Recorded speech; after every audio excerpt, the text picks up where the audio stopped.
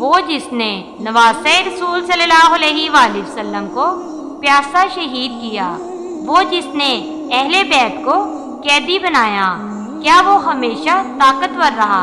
نہیں، یزید کا انجام بھی ہوا، اور ایسا انجام کہ آج بھی تاریخ کانپتی ہے۔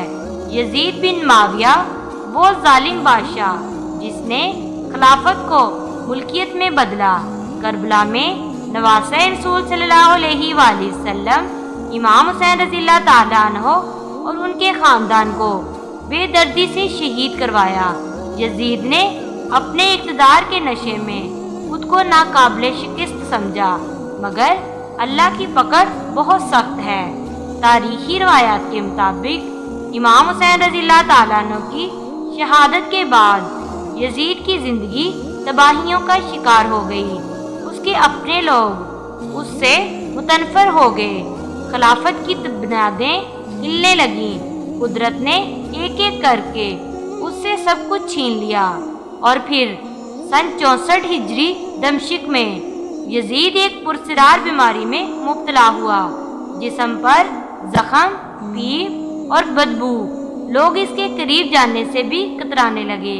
کہا جاتا ہے کہ وہ مرنے سے پہلے پاگلوں کی طرح چیختا تھا، کاش میں نے حسین کو نہ مارا ہوتا، کاش میں نے یہ ظلم نہ کیا ہوتا۔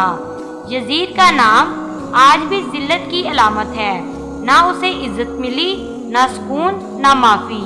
جب بھی کربلا کا ذکر ہوتا ہے، یزید پر لعنت اور حسین پر سلام بھیجا جاتا ہے۔ یہی تاریخ کا انصاف ہے، ظالم کا انجام عبرتناک ہوتا ہے۔ امید ہے کہ آج کی ویڈیو آپ کو پسند آئی ہو۔ ویڈیو پسند آئی ہو تو ویڈیو کو لائک اور شیئر ضرور کریں، اور بیل آئیکن ضرور پریس کریں تاکہ ہر نئی آنے والی ویڈیو کا نوٹیفیکیشن آپ کو بر وقت مل سکے۔ اس طرح کی اسلامی ویڈیوز دیکھنے کے لیے ہمارے چینل اسلامک ہسٹری MB کو ضرور سبسکرائب کر لیں، اور کمنٹ سیکشن میں ضرور بتائیں کہ آپ کو ہماری ویڈیو کیسی لگی۔ جزاک اللہ۔